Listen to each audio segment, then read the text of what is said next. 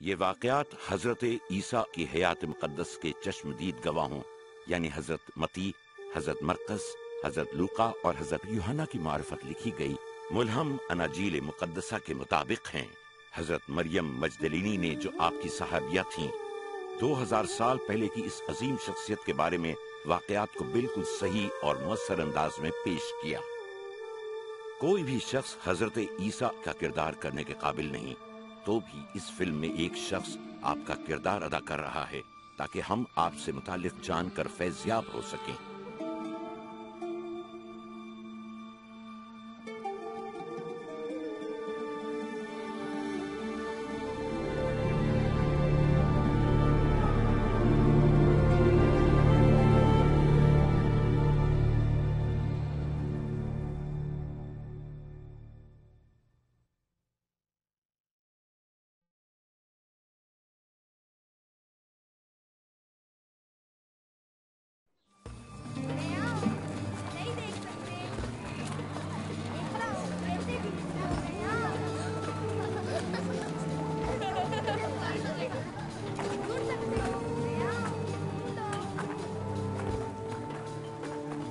دیکھو اللہ تعالیٰ ہر شام کو کیسے خوبصورتی سے بھرتا ہے، اس سے وہ عظیم محبت یاد آتی ہے، مجھ سے، تم سے۔ جس نے یہ سب کچھ بنایا ہے، کیا میں اس کی نظر میں ہوں؟ مجھے جانتا بھی ہے کہ نہیں؟ شاید اللہ صرف نیک لوگوں سے ہی پیار کرتا ہے، لیکن مجھ جیسوں سے نہیں۔ ربکا، حضرت عیسیٰ مسیح نے جو ہمیں سکھایا کاش تم سیکھتی۔ مالک عیسیٰ؟ سفیرہ، آپ مجھے ان کے بارے میں کچھ بتائیں گی؟ ہاں، ہمیں اپنی کہانی سناؤ گی؟ ہاں، میں سناؤں گی۔ اندر آ جائیں۔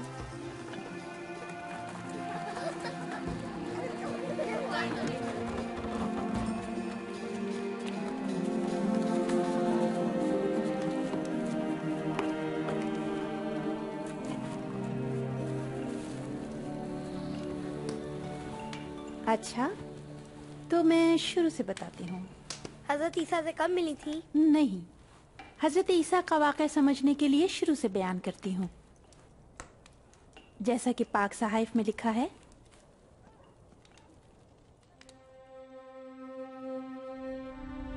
اللہ تعالیٰ نے ابتدا میں زمین اور تمام درخت، حیوانات، پرندے اور آبی جاندار پیدا کیے۔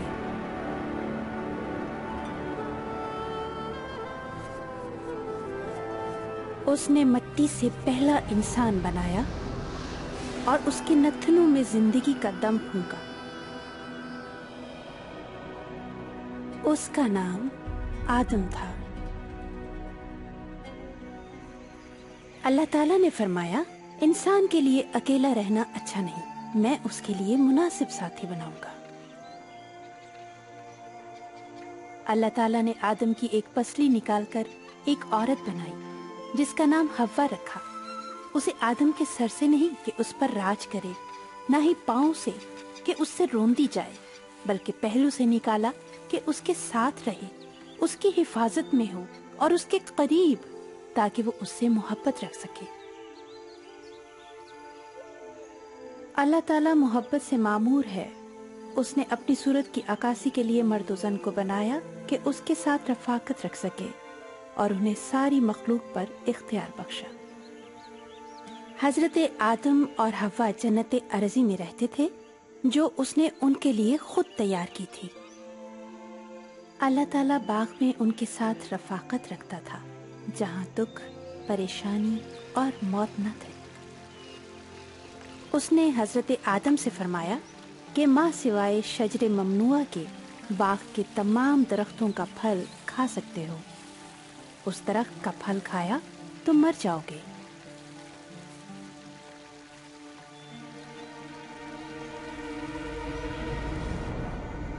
ایک دن شیطان نے حوا کو ورغلایا۔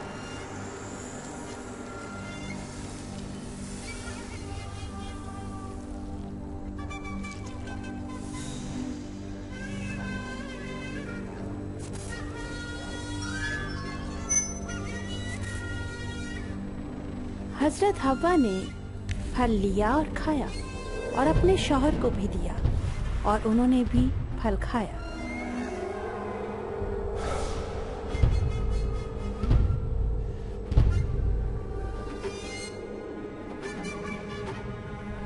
हजरत आदम और हव्वा की नाफरमानी ने दोनों की बाहमी और फिर खुदा के साथ रफाकत की मोहब्बत की धज्जियां उड़ा दी। मर्द को सख्त तरीन मेहनत की सजा मिली और औरत को ये सजा कि दर्द से बच्चों को जन्म देगी और उसकी रग़बत शौहर की तरफ होगी। लेकिन अल्लाह ताला ने वादा फरमाया कि एक दिन औरत की नस्ल से एक हस्ती आएगी जो सांप के सर को कुचल देगी। पाक सहाइफ में खुदाए रहमान अपनी मखलूक के साथ ताल्लुक बहाल करने के बारे में अपने मंसूबे की बात करता है। अल्लाह ताला ने इस मंसूबे का कुछ हिस्सा हजरत इब्राहिम पर जाहिर किया। हजरत इब्राहिम अल्लाह ताला पर ईमान लाए और अल्लाह ताला ने उन्हें बरकत देने का वादा फरमाया। तेरे वसीले से अहले ज़मीन बरकत पाएंगे।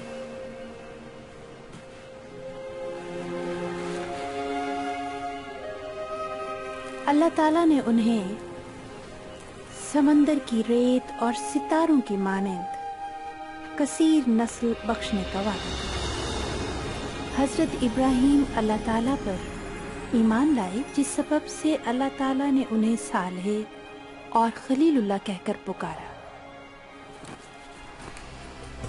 एक दिन अल्लाह ताला ने हजरत इब्राहिम का इम्तिहान लिया कि अपने बेटे को मेरी राह में कुर्बान कर दे।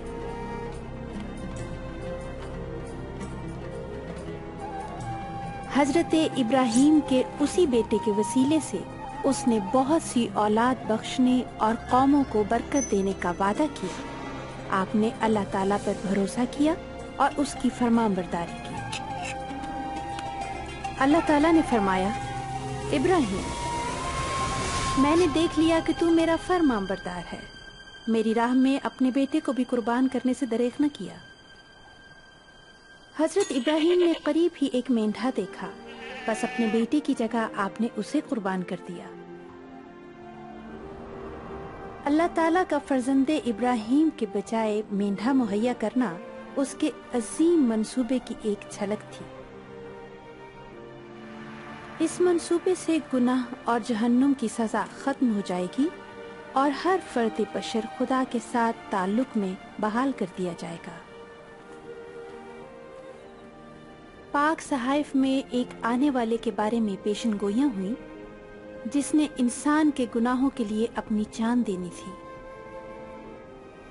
अंबिया ने उस हस्ती को मसीहा कहा और फरमाया कि उसका आना बड़ी बरकत का बायस होगा, क्योंकि वो नजात दहिंदा, नबी और बादशाह होगा। हजरत अशाया ने फरमाया कि मसीहा आकर क्या करेगा? आपने फरमाया, मसीहुल्लाह गरीबों को खुशखबरी सुनाने, शिकस्ता दिलों को तसल्ली देने, कैदियों को आज़ादी बख्शने और ये कहने के लिए आएगा कि अब वक्त आ गया है कि परवरदिगार अपने लोगों को नजात बख्शे। एक ऐसे मौल्लम इस दुनिया में हो गुजरे हैं जिनका नाम हजरत ईसा था।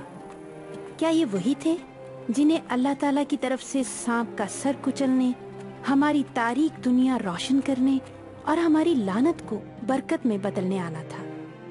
क्या ये मसीह मौत हो सकते हैं? क्या वो किसी खौफजदा शख्स को भी आजाद कर सकते हैं?